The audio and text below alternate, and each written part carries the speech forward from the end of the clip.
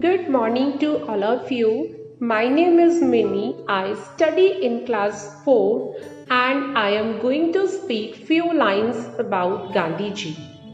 Mahatma Gandhi was born on 2nd October 1869 in Porbandar, Gujarat.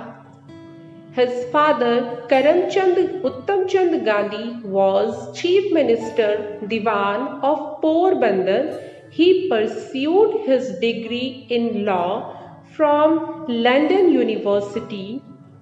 He married to Kastur Kapadia in May 1883 at the age of 13. He was an Indian lawyer, activist, writer, politician, and freedom fighter.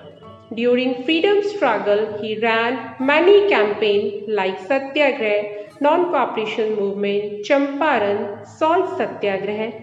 He was a great supporter of truth and non-violence. His simple living and high thinking made him fondly called as Bapu. Raghupati Raghav Rajaram, Gandhiji's favorite bhajan. It was widely popularized by him. His birthday, 2nd October, is observed worldwide as the International Day of Non-Violence. He died on 30th January 1930 following an attack by Nathuram Godse. Thank you.